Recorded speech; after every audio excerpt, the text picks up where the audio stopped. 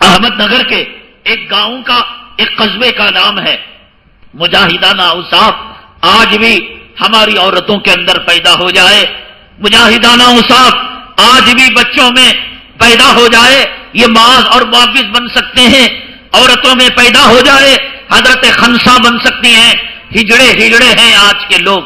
مسجد میں ایک آدمی پاخانے کے اوپر کی مکھیاں ہلا لے کر آتا ہے، 70 سال کا بڈھا ہے، جماعت کی مخالفت کرتا ہے، نماز کی مخالفت کرتا ہے، زبانوں پر تالے جڑے ہیں. ایک بڈھے کا مقابلہ آج نہیں کر سکتے. ایک کمزور ابو جہل کا مقابلہ، ایک جوڑو کے غلام کا مقابلہ آج کی نسل نہیں کر سکتی. وہ زنیرہ تھی 77 سال کی عمر میں، وقت کا گنڈا، وقت کا ڈان، وقت کا ٹھاکرے، وقت کا بش، وقت کا ٹونی بلیر ابو جہل، اس کا مقابلہ 77 سال کی عمر کے اندر کیا تھا. وہ بی بی آسیہ تھی صنف نازک، جس نے انا ربکم الاعلی کا دعویٰ کرنے والا وقت کے فرعون کو للکارا تھا اور کہا تھا رب ابن لی بیت عندک بیتا فی الجنہ، مولا اس کو محل مجھے نہیں چاہیے، اس کی دولت مجھے نہیں چاہیے، مجھے جنت کا محل چاہیے. ڈوب مرو نوجوانوں. آج ایک بزدل کا مقابلہ کرنے کی ہمت نہیں ہے. آج ایک سنت کا علم لے کر 100 شہیدوں کا ثواب پانے کی ہمت نہیں ہے. آج اپنے جیسے کمزور اور ناتواں کا چھوڑو بھی، لڑنا کیا جھگڑنا کیا، لڑتے ہو دین میں لڑنا نہیں جانتے. دنیا کے بارے میں ایک اینٹ اگر کوئی لے لے، ایک اینٹ زمین کوئی لے لے، 1 روپیہ اگر کوئی باقی رکھ لے، نسلوں کی نسلیں اس کے پیچھے ختم کر دے گا. نبی کی سنت قتل کی جائے، خدا کے گھر کے سہاگ کو اجاڑا جائے، اللہ کے گھر کو ویران کیا جائے، امام کو بے دخل کیا جائے، مؤذن کو فخر فاقے پر مجبور کیا جائے، مدرسے کا محتمم حرام خوری کے اندر اتر جائے. یہ بزدل نے کیا کرنا بھی، دین کے اندر جھگڑا نہیں. اور جب دین کے اندر جھگڑا نہیں تو بیوی کے بارے میں کیوں جھگڑتے ہو؟ بزدل بن گئی ہے آج کی قوم، ہجڑے کی اولاد بن گئی ہے، ہاتھوں کے اندر کنگن پہن لیے ہیں. آج بھی اس گئی گزری حالت کے اندر میرے اللہ کی قسم، عورت کے اندر اگر جرت اور بیداری پیدا ہو جائے، دین پیدا ہو جائے، اسلام پیدا ہو جائے، میرے اللہ کی قسم وہ حضرت خنسا بن سکتی ہے، حضرت صفیہ بن سکتی ہے، حضرت عائشہ کے نقش قدم پر چل سکتی ہے، حضرت فاطمہ کا عکس کا پرتو وہ لے سکتی ہے، وہ مجاہدوں کو جنم دے سکتی ہے، وہ غازیوں کو جنم دے سکتی ہے. اس گئے گزرے زمانے کے اندر احمد نگر جو مہاراشٹرا کا علاقہ ہے، وہاں کا جو ایک چھوٹا سا گاؤں ہے، کیا ہے اللہ کو معلوم، اس کا نام دوسا ہے. اس علاقے میں عید الفطر کی نماز پڑھنے کے لیے جب مسلمان گئے، مسلمان اس ہندوستان کے اندر جو زندگی گزار رہا ہے، غیرت مند جرت مند بدری مسلمان، احدی مسلمان، تبوک کا مسلمان اور مہاجر مسلمان، انصار کے اوصاف رکھنے والا مسلمان، اللہ کی قسم یہ بے حیائی بے غیرتی کی زندگی برداشت نہیں کر سکتا.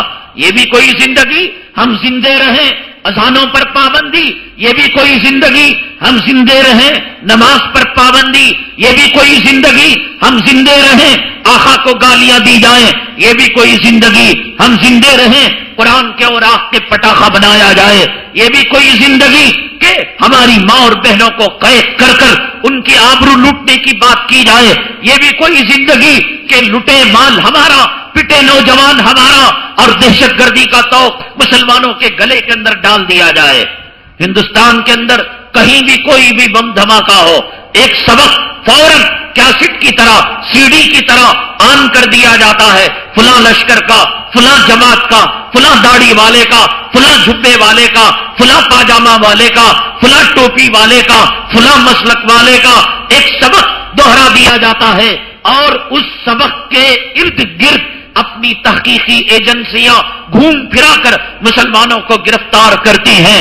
9 سال بیت جاتے ہیں، ان میں کوئی بہرا ہو جاتا ہے، ان میں کوئی اندھا ہو جاتا ہے، ان میں کوئی نامردہ ہو جاتا ہے، ان میں کسی کی جورو بھاگ جاتی ہے، ان میں سے کسی کی ماں کا انتقال ہو جاتا ہے، ان میں سے کسی کے باپ کا سہارا چھن جاتا ہے، ان میں سے کسی کا بچہ جو ہے مر جاتا ہے، ان میں سے کوئی کی بیوی بھاگ جاتی ہے۔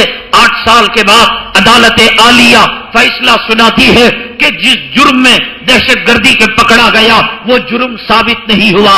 سوال یہ، ان کے 8 سال کون واپس کرے گا؟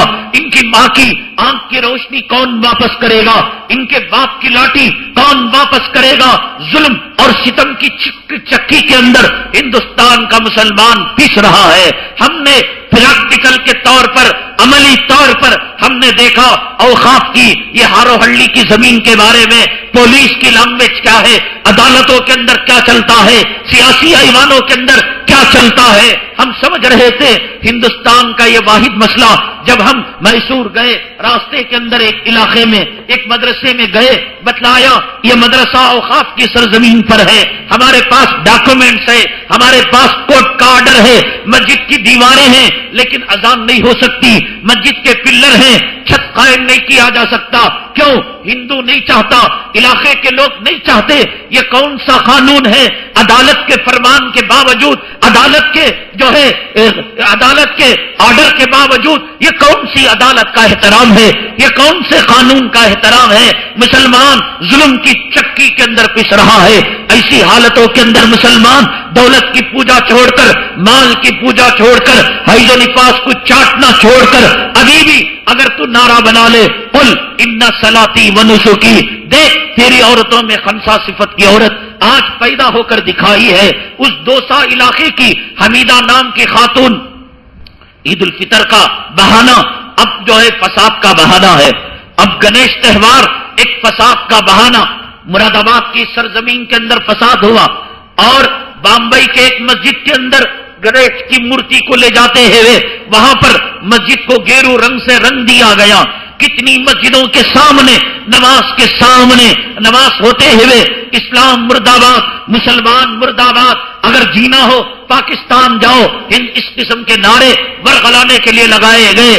ہم جو ہے صبر کی چوڑیاں پہنے ہوئے ہیں، ہم جو ہے اپنے آپ کو قابو میں رکھے ہوئے ہیں، ہم اس عدالت پر اور اس قانون پر اور اس پولیس محکمے پر اعتماد کیے ہوئے ہیں انصاف کی، جس نے بابری مسجد کا انصاف کیا، جس نے جو ہے گجرات کا انصاف کیا، جس نے بھیونڈی کا انصاف کیا، جس نے میرٹھ کا انصاف کیا، جس نے ملیانہ کا انصاف کیا، جس نے جمشید پور کا انصاف کیا، آج اس انصاف کے محتاج ہو کر، آج اس انصاف کے طلبگار ہو کر مسلمان عدالتوں کی طرف نگاہیں اٹھائے ہوئے ہیں۔ مسلمان کو جو کرنے کا کام تھا، مسلمان کو نبی کی غلامی کا توق ڈالنا تھا، مسلمان کو قرآن سے